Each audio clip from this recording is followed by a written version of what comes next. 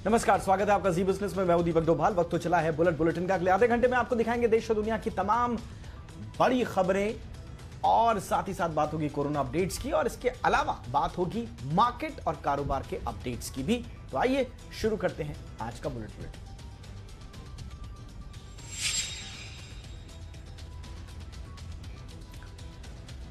France से उड़ान भरने के बाद पांचों राफेल लड़ाकू विमान आज भारत सही सलामत पहुंच गए। हरियाणा के अंबाला एयरबेस में राफेल विमान लैंड हुए, जहां उनका जोरदार स्वागत वाटर सैल्यूट के साथ किया गया।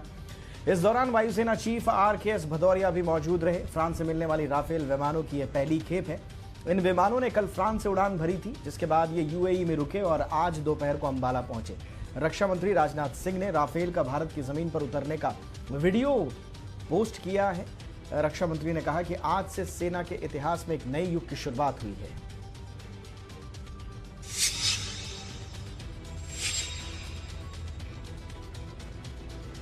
राफेल के भारत पहुंचते ही पूरे देश में जोश का माहौल है। प्रधानमंत्री नरेंद्र मोदी ने राफेल के भारत पहुंचने पर संस्कृत में ट्वीट किया।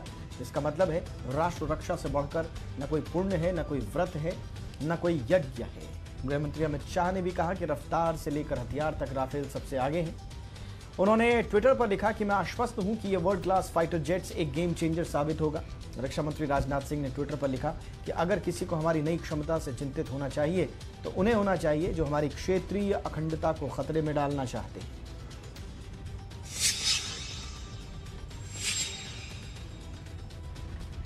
राजस्थान का दंगल जल्द खत्म होता नहीं दिख रहा है। राजस्थान के राज्यपाल कलराज मिश्र ने 31 जुलाई से विधानसभा सत्र बुलाने की फाइल को एक बार फिर से राजस्थान सरकार के पास वापस भेज दिया है।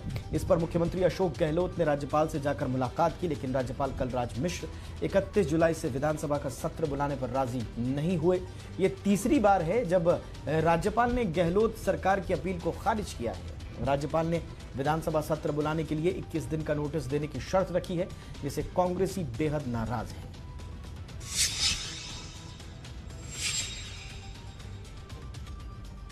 राजस्थान के मुख्यमंत्री अशोक गहलोत ने नया दांव फेंका है। उन्होंने बागी विधायकों के प्रति नरमी का संदेश देते हुए कहा कि अगर ये विधायक माफी मांगते हैं तो उन्हें पार्टी हाईकमान का फैसला मंजूर होगा।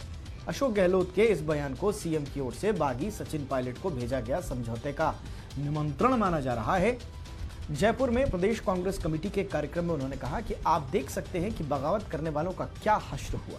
अगर वो लौटना चाहते हैं तो वो पार्टी हाईकमान के सामने माफी मांग लें।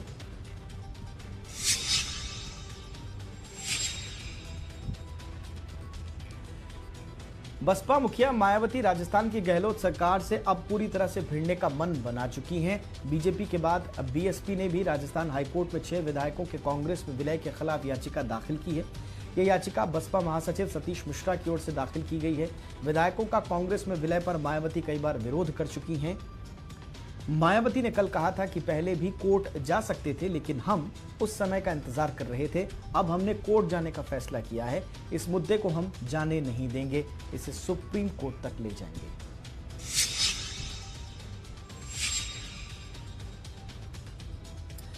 राजस्थान में जारी सियासी दंगल के बीच ईडी ने मुख्यमंत्री अशोक गहलोत के भाई अग्रसेन गहलोत पर शिकंजा कसना शुरू कर दिया है। ईडी ने आज अग्रसेन गहलोत को समन जारी कर पूछताछ के लिए बुलाया। अग्रसेन गहलोत को यह समन 2007-2009 के दौरान उर्वरक निर्यात घोटाले से जुड़े एक मनी लॉन्ड्रिंग मामले के लिए जारी किया गया है। अग्रसेन गहलोत पर आरोप है कि उनकी कंपनी अनुपम कृषि पर पोटाश को रखने और उन्हें किसानों के बीच वितरित करने की जिम्मेदारी थी, लेकिन सब्सिडी वाले सस्ते उर्वरक को किसानों को देने की बजाय उन्होंने उसे निर्यात कर दिया।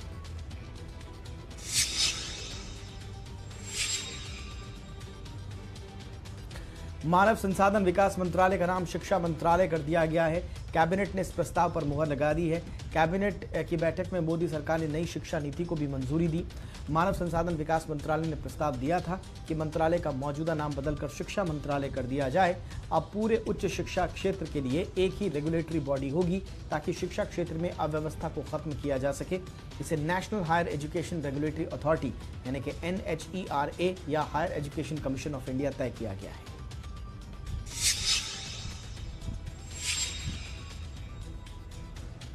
कोरोना संकट को देखते हुए 15 अगस्त के जश्न के लिए नए नियम बनाए गए हैं। जी मीडिया को मिली एक्सक्लूसिव खबर के मुताबिक 15 अगस्त के आयोजन में प्रधानमंत्री नरेंद्र मोदी समेत कई वीवीआईपीज शामिल होते हैं। इन सभी के ड्राइवर्स, कुक और बाकी स्टाफ को 15 अगस्त तक के लिए क्वारंटाइन कर दिया गया है। इन सभी वीवीआईपीज का जो स्टाफ है वो सीधा परेड में शामिल होगा और कार्यक्रम खत्म होने के बाद सीधा अपने घर जाएगा।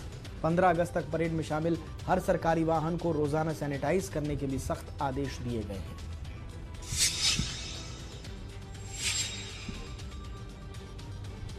5 अगस्त को प्रधानमंत्री नरेंद्र मोदी अयोध्या जाएंगे और राम मंदिर की नींव रखेंगे। प्रधानमंत्री नरेंद्र मोदी के कार्यक्रम का पूरा रोड मैप आ चुका है। अयोध्या पहुंचने पर सबसे पहले पीएम मोदी हनुमानगढ़ी जाएंगे और दर्शन करेंगे। हनुमानगढ़ी के बाद सीधे राम जन्मभूमि परिसर वो जाएंगे और रामलला के दर्शन करेंगे। रामलला के दर्शन करने के बाद राम मंदिर का भूमि पूजन करेंगे। पीएम रामलला के गर्भगृह पर भूमि पूजन करेंगे। इसके बाद पीएम मोदी का राम मंदिर निर्माण पर संबोधन भी होगा। इसके अलावा पीएम अयोध्या के विकास की कई योजनाओं का लोकार्पण और शिलान्यास भी करेंगे।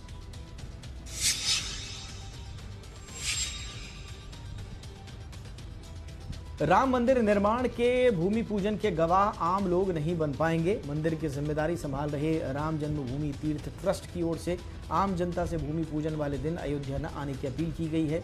हिंदू परिषद सेंटर की ओर से ट्रस्ट के महामंत्री चंपत राय का वीडियो जारी किया गया है, जिसमें उन्होंने कहा कि आप लोगों से हाथ जोड़कर निवेदन है कि अयोध्या मत आओ। चंपत राय ने कहा, श्री राम जन्मभूमि तीर्थ समिति सभी राम भक्तों से निवेदन करती है कि अयोध्या पहुंचने के लिए परेशान न हो। सभी लोग अपने अपनी जगह से दूरदर्शन पर समारोह का लाइव प्रसारण देखें।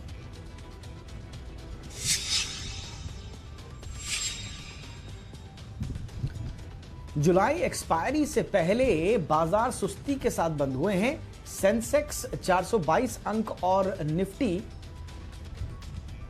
98 अंक गिरकर बंद हुआ है। हालांकि मिड कैप आज 75 अंक चढ़कर बंद हुआ। आज फार्मा मेटल शेयरों में खरीदारी रही, वहीं ऑटो, तेल, गैस शेयरों में बिकवाली रही। आज निफ्टी के 50 में से 28 शेयरों में गिरावट रही। सेंसेक्स के 30 में से 19 शेयरों में गिरावट रही। बैंक निफ्टी के 12 में से 8 शेयरों में तेजी रही।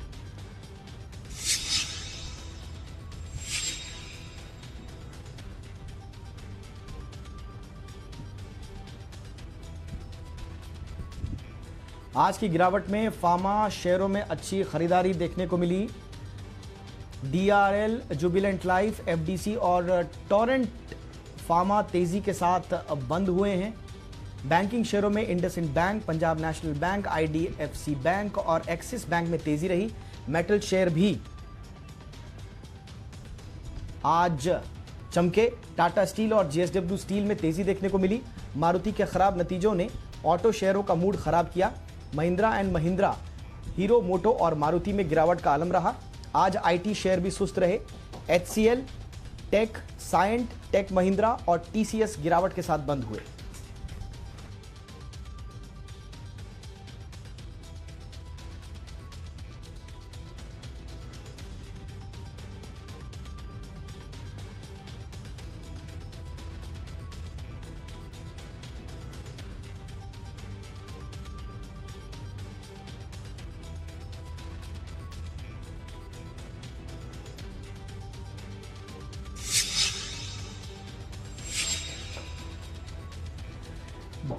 प्लेस गाइडलाइंस को लेकर ब्रोकर्स ने वित्त मंत्रालय को चिट्ठी लिखी है। इस चिट्ठी में मार्जिन ट्रेडिंग फंडिंग कामकाज में अड़चन आने की आशंका जाहिर की गई है। ब्रोकर्स ने वित्त मंत्रालय से कहा कि फंडेड शेयरों में ओटीपी से दोबारा कंफर्मेशन नहीं किया जाए। शेयर क्लाइंट खाते में जाए और फिर ब्रोकर को ऑटो प्लेस होना चाहिए। ब्रोकर्स का कहना है कि ऑटो प्लेस के कंफर्म होने तक शेयर मार्जिन फंडेड डीपी में हो रहे। साथ ही प्लेस के साथ मौजूदा सिस्टम भी 2 महीने तक जारी रहना चाहिए, क्योंकि प्लेस सिस्टम को पूरी तरह से टेस्टिंग नहीं हो पाई है, इसलिए और वक्त दिया जाए।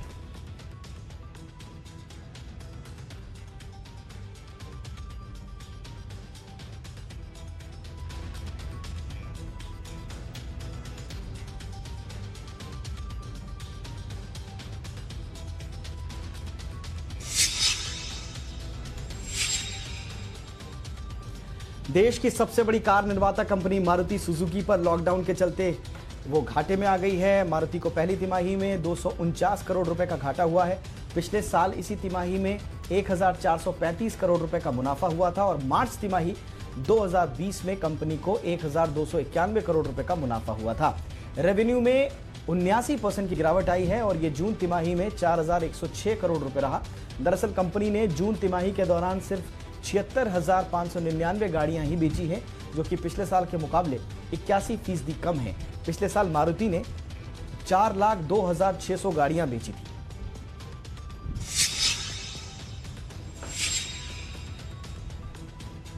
कोरोना संकट की मार से एविएशन सेक्टर पर बुरी मार पड़ी है।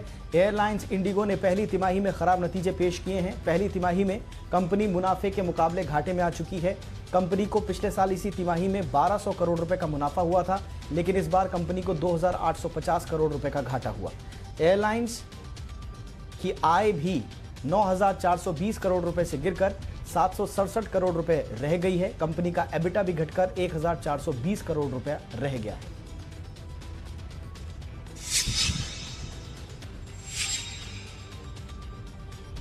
डॉक्टर रेड्डीज ने पहली तिमाही के नतीजे जारी कर दिए हैं। कंपनी का मुनाफा पहली तिमाही में 12% गिरकर 594 करोड़ रुपए रहा है, जबकि आय 15% बढ़कर 4,426 करोड़ रुपए रही है।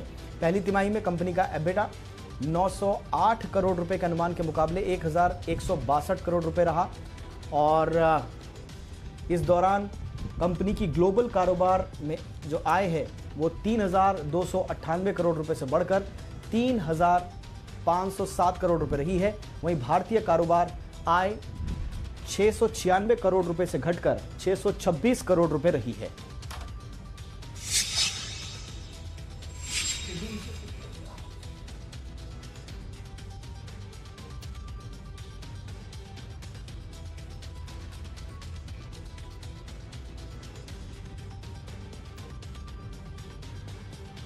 ओलिव के नतीजे आज आए। पहली तिमाही में कंपनी की कुल आय में 4% की गिरावट दर्ज हुई है। कुल आय 1,084 करोड़ रुपए से घटकर 1,040 करोड़ रुपए रही है। पहली तिमाही में कंपनी का कुल मुनाफा 17% बढ़कर 198 करोड़ रुपए रहा है, जो कि पिछले साल इसी तिमाही में 169 करोड़ रुपए था। कंपनी का एबिटा 2.7% बढ़कर 308 करोड़ रुपए रहा है।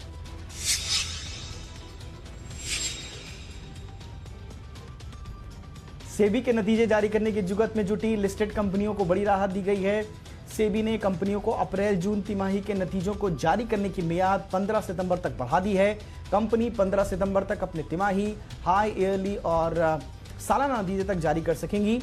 सेबी को कंपनियों की ओर से नतीजे जारी करने के लिए मोहलत मांगी गई थी। कंपनियों को कोरोना संकट की वजह से नतीजे तैयार करने में दिक्कतों का सामना करना पड़ रहा था।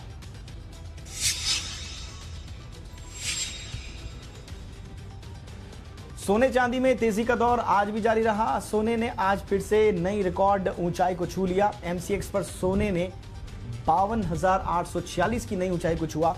वहीं चांदी में भी अच्छी तेजी देखने को मिली है। करीब 500 रुपए से ज्यादा की तेजी के साथ चांदी 65,500 रुपए के ऊपर कारोबार करती नजर आई।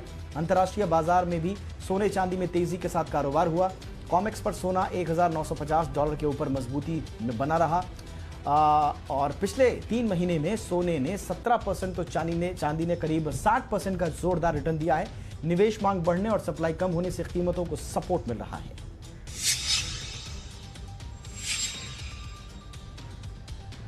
कल पीएम मोदी अहम बैठक करने वाले हैं। जी बिजनेस को एक्सक्लूसिव खबर मिली है कि प्रधानमंत्री नरेंद्र मोदी कल फाइनेंशियल रेगुलेटर्स के साथ बैठक करेंगे। इस बैठक में market regulator SEBI, banking regulator RBI के अलावा एडाई और पीएफआरडीए के प्रमुख शामिल होंगे। इसके अलावा वित्त मंत्री निर्मला सीतारमण, रेल मंत्री पीयूष गोयल, सड़क परिवहन मंत्री नितिन गडकरी भी शामिल होंगे। सूत्रों के मुताबिक बैठक में इंफ्रास्ट्रक्चर, लेंडिंग और आर्थिक सुधारों पर बात होगी। साथ ही रिकवरी को लेकर उठाए गए अब तक के कदमों पर भी विचार विमर्श होगा। दिल्ली के होटलों में बनाए गए कोरोना केयर सेंटर को बंद किया जाएगा। केजरीवाल सरकार ने कोरोना संक्रमण काबू में आते ही यह फैसला लिया है। एक ट्वीट के जरिए मुख्यमंत्री अरविंद केजरीवाल ने बताया कि मरीजों की बढ़ती संख्या की वजह से कुछ होटल कोरोना अस्पतालों से अटैच थे। संक्रमण की स्थिति में सुधार को देखते हुए अब इन्हें बंद किया जा रहा है। दिल्ली में फिलहाल 25 से ज्यादा होटल कोविड केयर सेंटर बनाए गए हैं। मरीज नहीं मिलने के चलते होटल संचालक लगातार सरकार और जिला प्रशासन से अपने होटल को छूट देने की मांग कर रहे थे।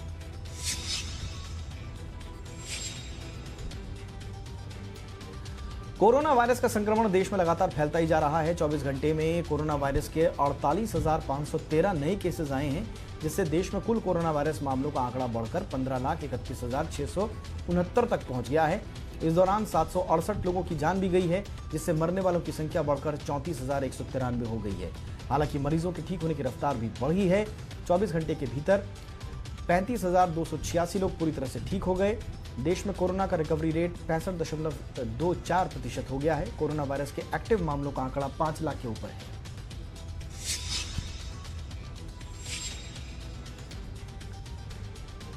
दिल्ली के बाद अब मुंबई में सीरो सर्वे हुआ है, जिसमें पता चला है कि मुंबई की झुग्गी बस्तियों में रहने वाले 57% लोगों में एंटीबॉडीज पाई गई हैं, यानी कि ये लोग कोरोना की चपेट में आ चुके हैं और अपने आप ही ठीक हो गए, जबकि रिहायशी इलाकों में 16% लोगों में एंटीबॉडीज बनी है। इस सर्वे में 6,936 लोगों का ब्लड सैंपल टेस्ट किया गया, जिसमें झुग्गी बस्तियों में रहने वाले करीब 4,000 लोगों के ब्लड सैंपल्स लिए गए, जबकि रिहायशी इलाकों से करीब 3,000 सैंपल्स लिए गए। सर्वे में चौंकाने वाली बात सामने आई है कि महिलाओं में पुरुषों की तुलना में ज्यादा एंटीबॉडीज देखने मिली।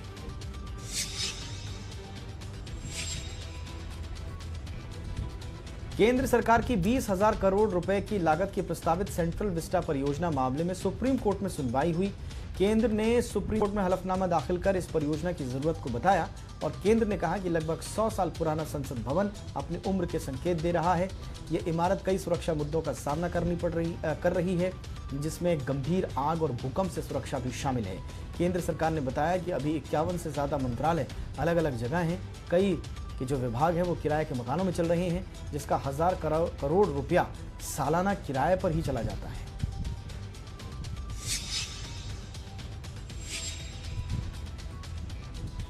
सोशल मीडिया फेक फॉलोअर्स घोटाले की जांच तेज हो गई है। डिजिटल कंपनी चैटरबॉक्स के मालिक प्रणय स्वरूप को क्राइम ब्रांच आज एक बार फिर पूछताछ के लिए बुलाया गया उन्हें, लेकिन उन्होंने कोरोना और कागजात नहीं होने का हवाला देकर आने से मना कर दिया।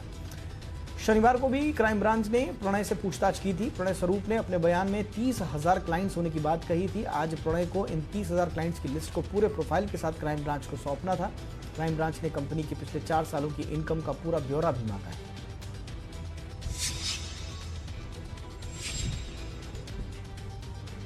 सुशांत सिंह राजपूत के पिता के सिंह ने उनकी गर्लफ्रेंड रिया चक्रवर्ती के खिलाफ एफआईआर दर्ज करवा दी है। कई गंभीर आरोप वाली ये एफआईआर पटना में दर्ज हुई है।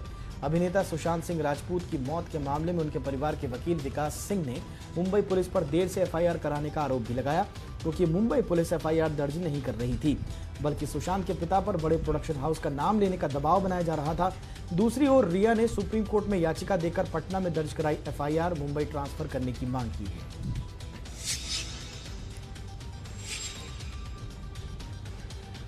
वहीं बिहार पुलिस सुबह रिया के बताए फ्लैट पर उनसे मिलने पहुंची थी, लेकिन वो वहां मौजूद नहीं थी। इसके बाद Bihar police Mumbai crime branch के ऑफिस में पहुंची।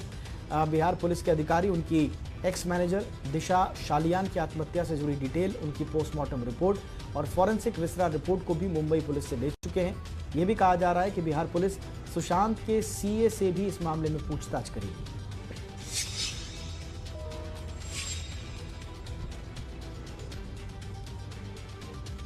दिवंगत सुशांत सिंह राजपूत के चचेरे भाई और विधायक नीरज कुमार बबलू ने मांग की है कि पुलिस रिया चक्रवर्ती को गिरफ्तार कर उनसे पूछताछ करे, सच सामने आ जाएगा। नीरज ने कहा कि एफआईआर में लगाए गए आरोपों की जांच की जाए, सभी आरोप सही हैं।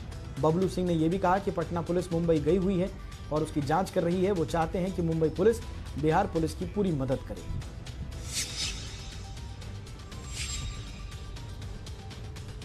आयुष्मान खुराना फिल्म डायरेक्टर अभिषेक कपूर की अगली फिल्म का हिस्सा होने जा रहे हैं। फिल्म का नाम तो अभी नहीं बताया गया है, लेकिन इस बात की पुष्टि कर दी गई है कि आयुष्मान केदारनाथ फेम अभिषेक की फिल्म में एक एथलीट की भूमिका निभाने जा रहे हैं। इस किरदार के लिए उन्हें जबरदस्त फिजिकल ट्रांसफॉर्मेशन से गुजरना होगा।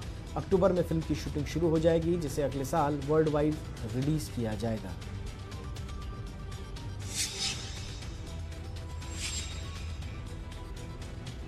पिछले काफी समय से फैंस केजीएफ सीरीज की दूसरी फिल्म केजीएफ 2 का इंतजार कर रहे हैं। इस फिल्म का फर्स्ट लुक पहले ही आउट कर दिया गया था और अब संजय दत्त के बर्थडे के दिन उनके कैरेक्टर का एक पोस्टर जो है रिलीज किया गया है। संजय दत्त फिल्म में नेगेटिव कैरेक्टर अधीरा का किरदार निभा रहे हैं। इस पोस्टर में संजय दत्त कवच पहने हुए हैं और सिर पर टैटू के साथ एक बेहद खतरनाक दिख रहे हैं। फिल्म अगले साल रिलीज होगी, लेकिन अभी इसकी कोई तारीख तय नहीं है।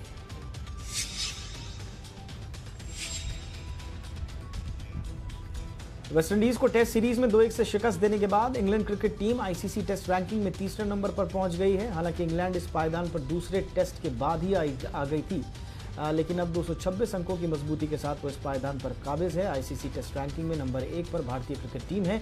अंक तालिका में भारत के 360 अंक हैं, जबकि ऑस्ट्रेलिया दूसरे नंबर पर है जिसके 296 अंक हैं। यानी भारत की बादशाहत को दूर दूर तक फिलहाल कोई चुनौती नहीं है। वेस्टइंडीज के सिर्फ 40 अंक हैं और वो 7वें नंबर पर है।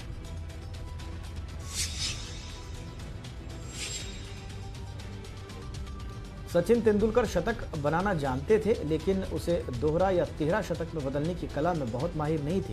ये कहना है पूर्व क्रिकेटर कपिल देव का। कपिल देव का मानना है कि सचिन तेंदुलकर कम से कम टेस्ट क्रिकेट में 10 और दोहरे शतक और कम से कम 3 तिहरे शतक जड़ सकते थे, क्योंकि उनमें वो क्षमता थी। उन्होंने कहा कि सचिन में इतनी प्रतिभा थी कि मैंने कभी किसी में ऐसी प्रतिभा नहीं देखी थी। उन्हें पता था कि कैसे शतक बनेगा, लेकिन वो कभी एक क्रूर बल्लेबाज नहीं बन पाए। शतकों को कैसे 200 और 300 में बदलना है, ये वो नहीं जानते थे।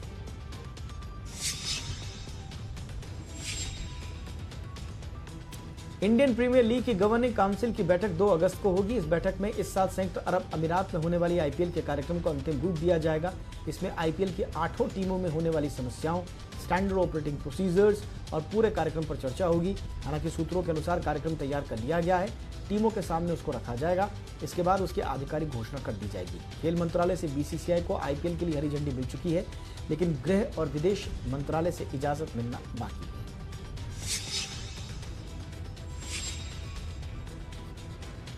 भारतीय क्रिकेट टीम के कप्तान विराट कोहली इंस्टाग्राम पर 7 करोड़ फॉलोअर्स वाले पहले भारतीय हो गए हैं। Virat footballer Cristiano Ronaldo, Lionel Messi और नेमार के बाद इंस्टाग्राम पर सबसे ज्यादा फॉलो किए जाने वाले चौथे खिलाड़ी हैं। उन्होंने सूची में बास्केटबॉल दिग्गज खिलाड़ी लेब्रॉन जेम्स को पीछे छोड़ा है। इटली के फुटबॉल क्लब जुवेंटस के स्ट्राइकर रोनाल्डो के इंस्टाग्राम पर 23.2 करोड़ यानी कि 23 करोड़ 2 लाख फॉलोवर्स हैं, जबकि दूसरे नंबर पर क्लब बार्सिलोना के मेसी हैं। उनके 16 करोड़ फॉलोवर्स हैं, जबकि नेमार को 14 करोड़ लोग फॉलो करते हैं।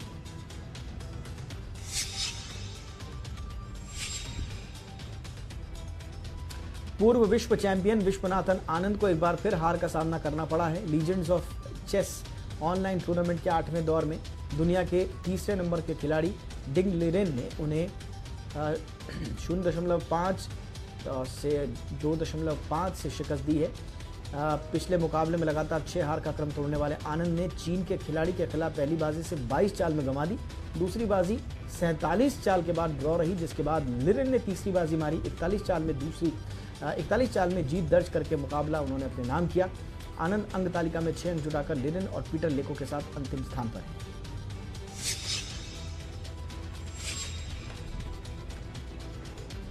अमेरिका और चीन के बीच तनाव दिनों दिन बढ़ता जा रहा है। भारतीय मूल की अमेरिकी नेता निकी हेली ने चीन पर फिर हमला बोला है। निकी का कहना है कि शी जिनपिंग की अगुवाई में चीन ज्यादा आक्रामक हुआ है और दूसरों को परेशान कर रहा है। निकी ने कहा कि शी जिनपिंग ने खुद को चीन का राजा समझ लिया है। जिनपिंग जानबूझकर मुद्दे को सुलझाते हैं, लेकिन ये लंबे वक्त तक नहीं चलेगा, क्योंकि अगर आप अपने लोगों को आज़ादी नहीं दोगे तो लोग बागी हो जाएंगे। चीन लगातार ताइवान, भारत पर दबाव बना रहा है, लेकिन अब वो इस हालात पर नजर बनाए हुए हैं।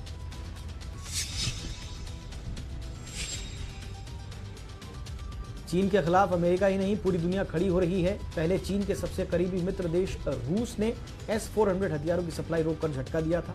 अब एक के बाद एक यूरोपीय देश चीन पर प्रतिबंध लगाते जा रहे हैं। अब जर्मनी ने भी हांगकांग को हथियार और दोहरे उपयोग के सामान का निर्यात बंद कर दिया है। जर्मनी ने अपने इस फैसले से चीन के खिलाफ यूरोपीय एकजुटता को दर्शाने के लिए उठाया है। जर्मनी ने कहा है कि हांगकांग में चीन के राष्ट्रीय सुरक्षा कानून के खिलाफ ये कदम उठाया गया है।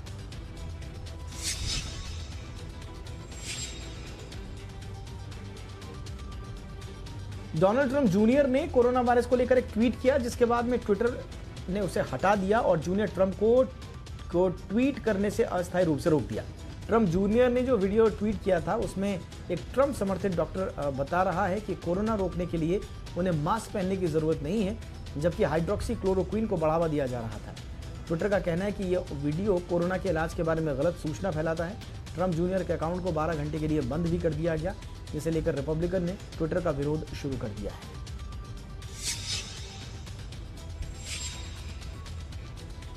कोरोना वायरस अमेरिका में थमने का नाम नहीं ले रहा है। बीते एक दिन में अमेरिका में कोरोना संक्रमण के 64,000 से ज्यादा नए मामले सामने आए हैं। इस दौरान 1,235 लोगों की मौत हुई। पिछले 24 घंटे में कोरोना की सबसे ज्यादा मौतें अमेरिका में दर्ज की गई। अमेरिका में कोरोना वायरस के मरीजों की संख्या 44,98,000 के पार पहुंच गई है। अमेरिका में कोरोना से मरने वालों की संख्या 1,52,000 से ज्यादा हो गई है। ठीक हो रहे लोगों की रफ्तार अभी धीमी है। यहाँ करीब 22 लाख लोग ठीक हो चुके हैं, जो कुल संक्रमितों का सिर्फ 48% है।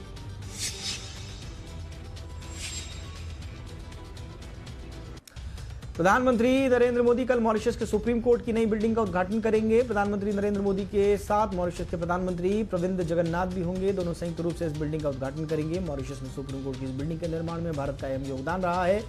उद्घाटन का यह कार्यक्रम वीडियो कॉन्फ्रेंसिंग के जरिए होगा। यह बिल्डिंग मॉरिशस की राजधानी पोर्ट लुइस में भारत की मदद से तैयार पहली आधारभूत परियोजना है। इसके अलावा मॉरिशस में भारत की मदद से मेट्रो एक्सप्रेस प्रोजेक्ट्स और एक ENT हॉस्पिटल भी बन रहा है।